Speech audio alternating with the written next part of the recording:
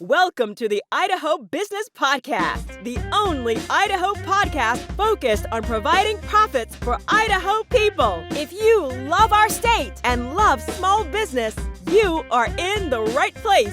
We interview local legends, learn business, and have way too much fun doing it. You're listening to the Idaho Business Podcast with your friend, host, and all-around great guy and owner of New Clean Commercial Cleaning, Spencer Ward.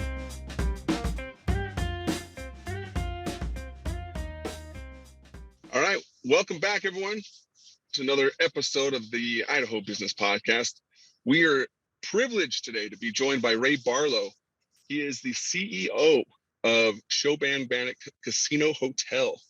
If you guys don't know that, it's probably one of the newest and nicest hotels in our area. So he's the guy running it and calling all the shots. So welcome, Ray. Thank you. Welcome. Thanks. Appreciate it. No problem. Before we get too much more of his introduction, we have to take a quick sponsorship timeout. Obviously, we're sponsored by Dale's Outdoor Advertising. These guys are phenomenal with digital and traditional billboard space. And they have, if they have spaces from Pocatello all the way through Blackfoot, Idaho. So if you guys sign up for at least a 3-month deal, they will offer you free installation or your first month for free just by saying you heard about them on the podcast. So give them a call, Rob at 232-6886, and he's a fantastic person to work with. Okay, back to Ray. Ray, he's a fellow Bengal graduate over there.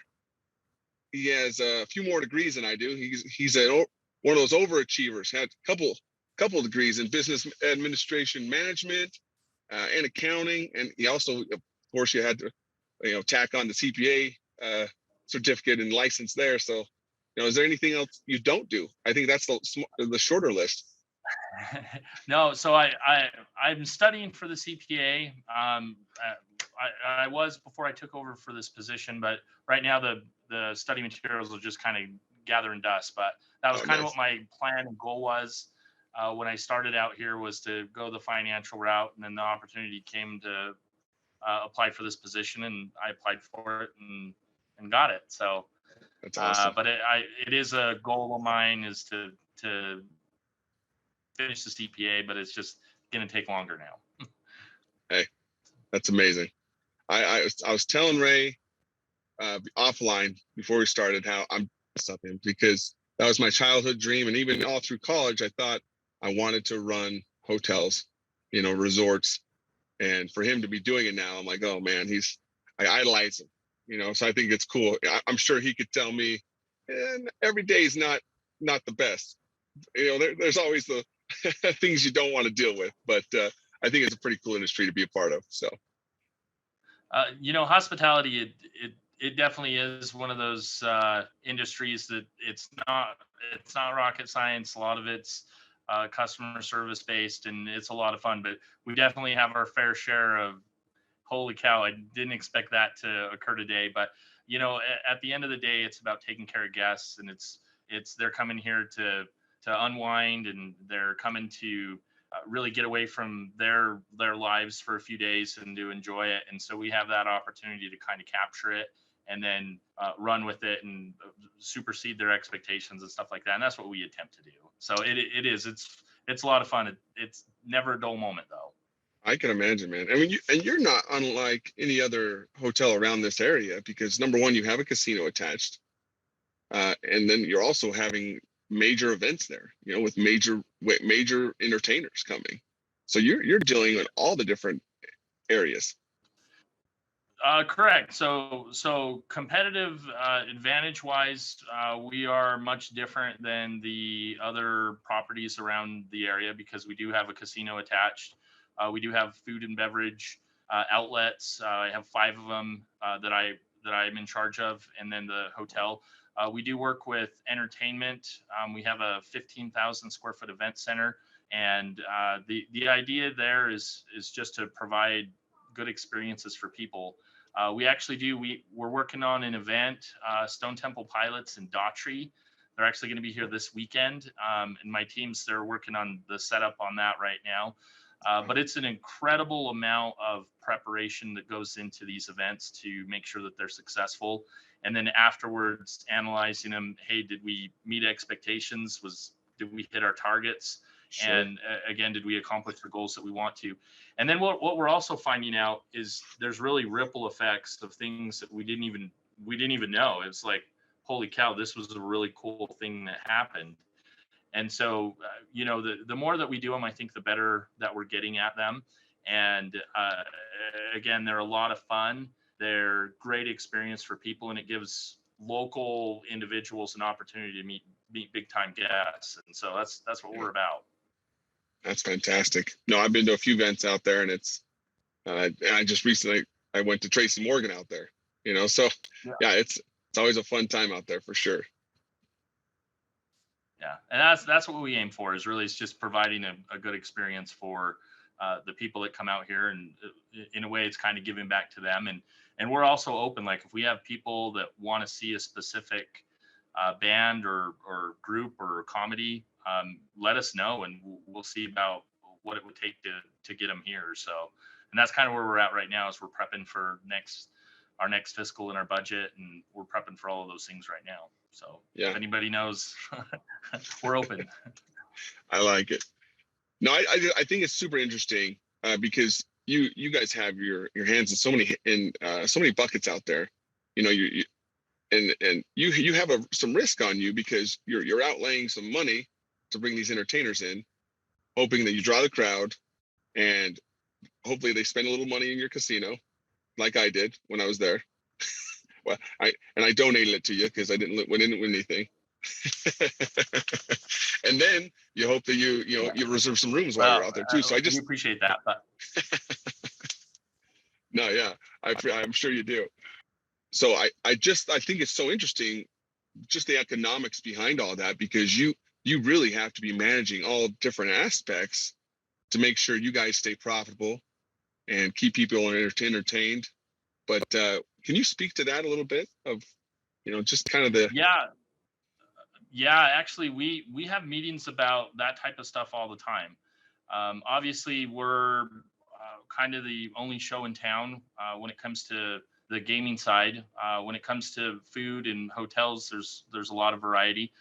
So maintaining profitability, maintaining quality, maintaining just kind of that little bit of an it factor is things that we discuss all the time. As far as a profitability matrix, we have targets that we want to hit.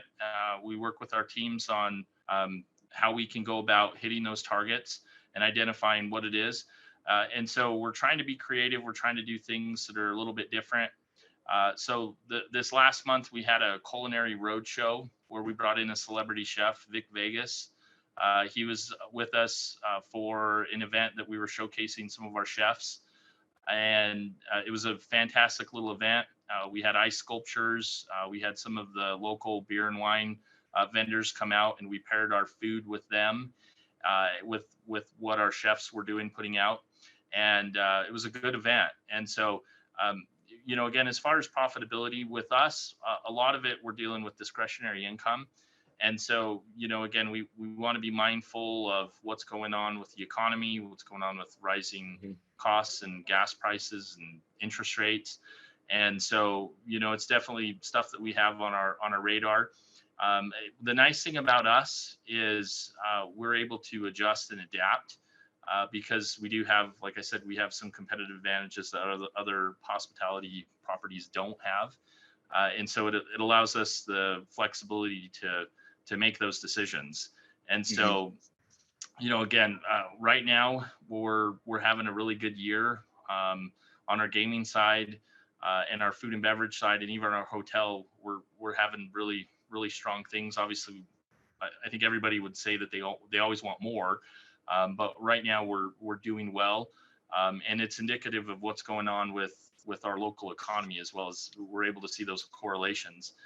And so, like I said, when I mentioned before about the concerts, we are able to see some of the effects of some of the events that we're having, and seeing the ripple effects in the different economies. So just looking at our guest lists and where people are coming from, we're having people that are visiting our shows from as far away as like Texas and Louisiana. And Wow. so, again, it's kind of cool to see that our efforts here have that type of outreach and that type of impact, where people are saying, "Hey, I want to come see this show," and where are they at? And they're willing to come here and for that experience. And so, again, we're learning it. We're relatively new at these bigger events and these bigger shows, and so again, we're trying to learn from it and do it better and get better at it every time that we do it. So.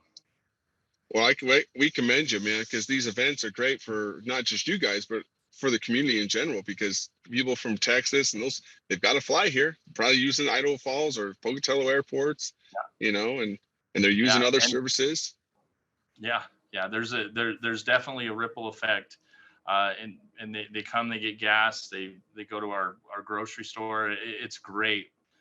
Kind of learning what that impact is, and it benefits the entire economy, really. So. Oh, totally agree on that. Totally agree. Let's maybe shift gears a little bit here. What's maybe one of the biggest learning, I don't like to call them mistakes, but maybe things that you've learned from. What's some of the things that you've learned from as you've ventured in as being CEO for this last year and a half, I believe? Yeah. Oh boy, that's a loaded question. You know what? When I took over this position, I was never handed a how to be a CEO handbook. Like, there wasn't a guidebook. There wasn't, hey, this is, from point A to point B, this is how you do it. And so for me, it was a learning curve that I had to really step up to. I noticed that people were recognizing me out in public, that I didn't know who they were, but they knew who I was. And so that was an adjustment for me. Lifestyle wise, I wasn't able to, I can't just roll out of bed and go to the grocery store. I have to kind of maintain my appearance a little bit better and have that expectation. I may run into somebody who might need something or knows who I am. And so, living up to those expectations is a big thing. I think one of the biggest things that I've learned throughout this entire year is don't be content. Don't have kind of like this I've arrived mentality. Hey, there's still a grind. There's still tasks that needs to get done. There's still functions that need to come into play. But the responsibility that comes with it is huge. And so, I have close to 500 employees that work for me at the property. And, when you think about the livelihoods of the individuals who work here and everything that goes into play, it's really kind of a humbling thing to think about. And so I take those things very seriously. On the business side of things, obviously maintaining close relationships is an important factor to the success of any business. And ensuring that we're having fair and equitable deals in everything that we do. That obviously we have our goals and alignments and stuff that we're trying to accomplish, and are we doing it the right way? And so, again, those are things that I've learned throughout this entire year, but I'm excited for the challenge, and I love my job.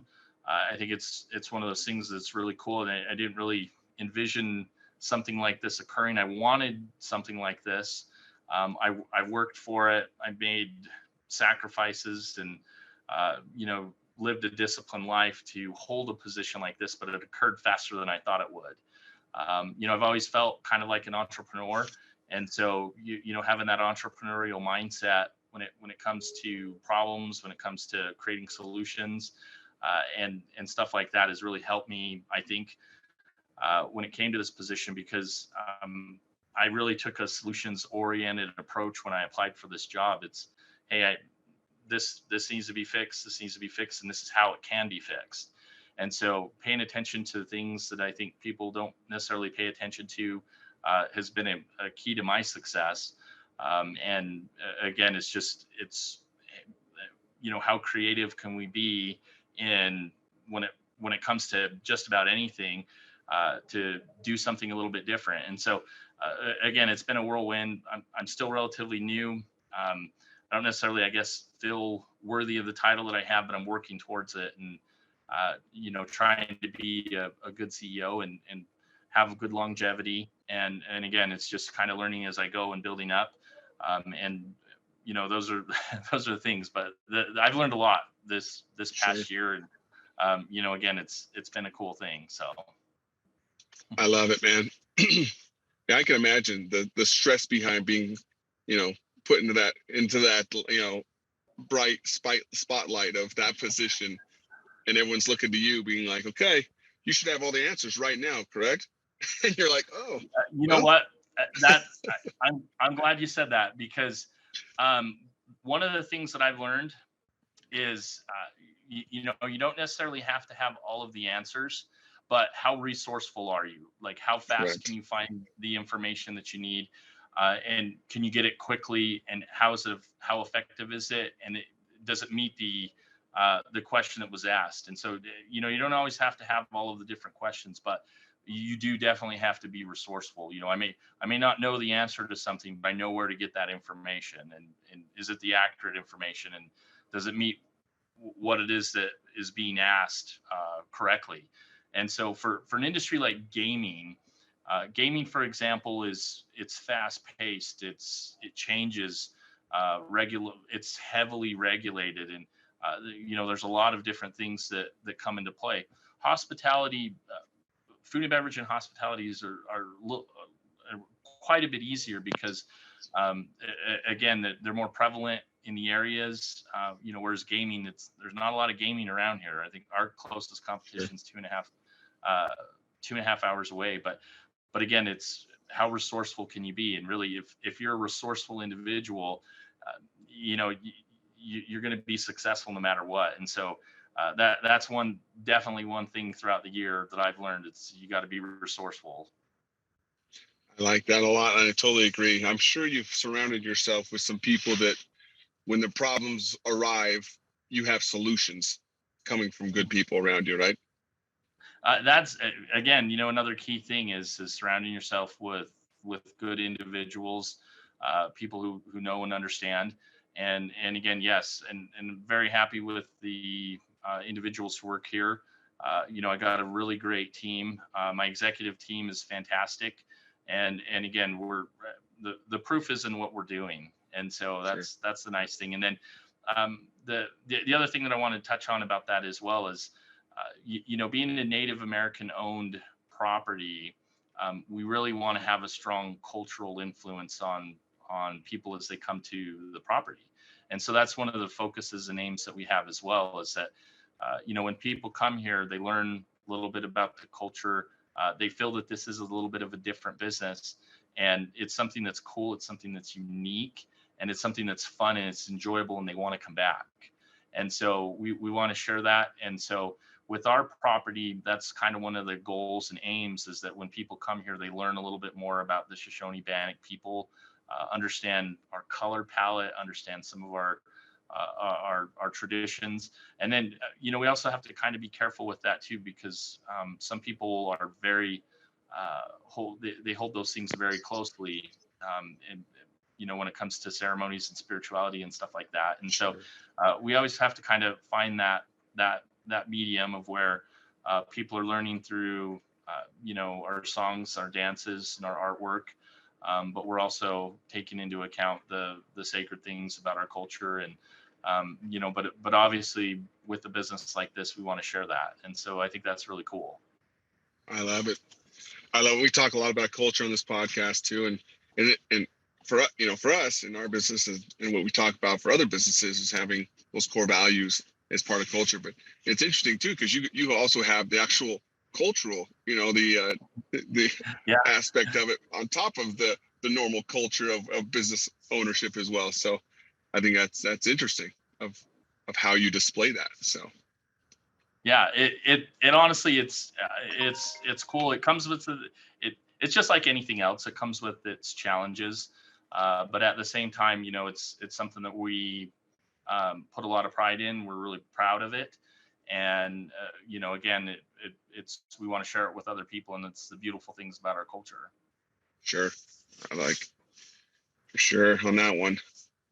Well, what's before we get into our lightning round, I kind of want to ask, what's maybe some of the best advice you would give our audience, just in business, what would be some of the things that you would tell them to maybe look out for, and things maybe to really look at and to go after? Do you know what? Probably the best advice that I could give you is be objective. If you are wanting to be an entrepreneur, if you're wanting to start a business, find a problem and create the solution for it, and then run.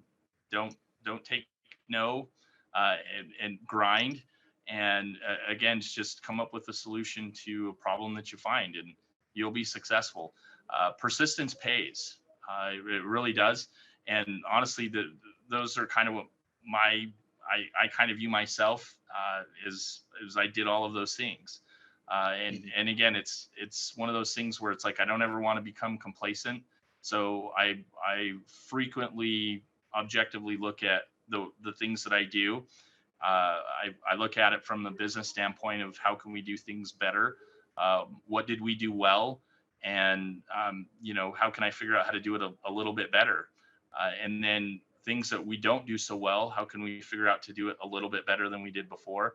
I think it's kind of naive for people to say, hey, these are strengths and weaknesses, because again, I don't really buy into that. I don't really believe in that, because a weakness of mine may be a strength of a business associate that I have, and we complement each other. And so, I might not be the most organized individual or the best writer, speaker, or whatever, but this might be a strength of one of my business partners. And as long as we have good cohesion, we work well together, we have similar goals and values and aims in what we're trying to accomplish, we're going to be successful. And so, that's probably the best advice that I can give you. And then the other thing is keep grinding, like keep at it. And again, it's what are you trying to accomplish? And if you've accomplished that thing, awesome. Now we'll do something else. I like that a lot, man. The staying objective and not getting complacent is huge, because I think especially with business owners and leaders that have ran things for years, and they're like, you know what, I'm comfortable. The things are, we're profitable. We're doing this, we're doing that. And sometimes you feel like, I'm just going to sit back, just let this thing run, and sometimes that works. But if you really want to continue to just grow and push yourself as an individual and as a business, you really can't afford to fall in that realm of complacency. No, you can't. And, with the industry that we're in, here at the casino hotel, it's cutthroat. I mean, it's again, there's a lot of competition. There's a lot out there, and if we mess up on certain things and in certain areas, we really don't get that back. And so we have to continue to strive to be better, to meet those expectations of guests that come here and enjoy our property, and to provide them with that quality level of service. And so again, we can't afford to be complacent. We can't afford to let things slide. And again, we just have to continue to strive to be better. And so, at the end of the day, it's are we providing that experience that the guests expect when they come here? I appreciate it. You got some sage wisdom from being a CEO for only a year and a half, and I really appreciate it. So, thank you. Before we get into the lightning round, we got a few more questions before we close this thing off. But the lightning round is sponsored by my company, New Clean Commercial Cleaning, and we are currently operating from Burley all the way to Rexburg, Idaho. And if anyone needs some, janitorial, services, carpet cleaning, all the fun stuff, we are your toilet scrubbing professionals over here. So we are here to serve you. And just by mentioning that you heard about us on the podcast, when you give us a call, We will clean to your restrooms, your tile and grout in your restrooms, absolutely for free, no strings attached. But all you have to do is call us at 208-254-7070. Tell us you heard about us on the podcast. You want to claim your 2 restrooms tile and grout cleaning, absolutely for free. And there you go. All right, let's get down to the lightning round, shall we? Let's do it. Okay. Now, number 1, what's the it's kind of a 2-part question. What's the best book you've read recently / tool or software you've used, and why is it so great? Best book I read, I just read, I guess it was a while ago, but it was The Survivors Club. Really good book. I'm kind of into that behavioral type stuff. It's a look at, I guess, like the survivor's gene. But there's a lot of good information in there. I forget the author's name. I think it's Robert Greenwood, something like that. But one of his biggest things is the number 3. In a survival situation, the number 3 can save your life. And again, it's kind of a cool thing. But I like the behavioral thing. Again, it goes hand in hand with the business that we're in, because a lot of it's behavioral. It's, do people enjoy this, and how do we capture that? As far as software goes, we have a lot of very specific softwares to hospitality, from our point of sale systems to property management systems to like our accounting systems. And a lot of that stuff's just kind of proprietary to the industry that we're in. Yeah. So can't go into major depth about it, but gaming's a funny thing. Sure. And to expand on that, recently we just kind of ventured out and got a new CRM system, and we know what we're doing with our CRM. I'm sure yours is all even more in depth of who's gambling with us, who's staying with us, who's going to events, and capturing that information and continue to follow up with those people to continue to keep them in your sales funnel and to put it into business terms. Yet they're all in a sales funnel, but obviously they're enjoying themselves if they continue to come back. So I think that's all interesting to me. So. Yeah, it is. And you know what? That's one of the challenges too, is the amount of data. Like you get tons and tons of data, and it changes daily. And so how do you disseminate it? How do you break it down? How do you look at it? How do you use that information to prepare for future events? Again, and how do you kind of tie all that back into what your core business is? And again, it's an interesting thing. It's not a perfect science, and there's a lot of good business like BI software, business intelligence software out there that can help, and good analytical people that can look at that stuff and break it down. People a lot smarter than me, for sure. I agree. I agree, because I have those type of people in my life too, because I'm like, I've got this data, and then they're trying to explain to me, this means that, this means that. And I'm like, I'm glad you understand it, because 2 + 2 barely equals 4 for me. So all right, what's the biggest myth business owners need to know the truth about, in your mind? I think the biggest myth is that you got to know the answers to every question. I think you need to be resourceful, and you got to know your core stuff. But the idea that you got to know absolutely everything, to know everything about everything, is myth. I love it. That's so true. What is one question that I didn't ask that I should have? One question that you didn't ask that you should have. Correct. What's our event schedule for next year? There you go. Who we working on as far as big groups? That would be a good one. That's some good intel. And I would love to tell you, but contractually we don't have it done yet, so I can't tell you. Ooh, now you got me frothing from the mouth. Now it's going to be something real good. I think my PR girl would be really mad at me if I started spilling the beans. I like it though. Keep us all in the wings. Just get excited over here. So hopefully it's epic. I love it. Well, Ray, I really appreciate you coming on the show today, taking some time out of your busy schedule to be with us here on the podcast today. And I just thank you. Oh, hey, Spence, thanks for having me, and thanks for sponsoring the event. And I thought it was cool, and your staff did a really good job. And happy to participate in these types of things. Love to meet you in person too. Oh, By the for way. sure. We will for sure. So thank you. And yeah, until next time, bud. Okay. And we'll see each other again. And I'm sorry to the audience. We had a few technical difficulties. For sure. Until then, everyone, just keep on keeping on, stay positive, and don't get complacent. Congratulations on spending a couple of minutes getting a little bit smarter, having some fun, and supporting the Idaho business community. If you're feeling the love, make sure to subscribe, rate, and review on iTunes, Stitcher, or wherever you are.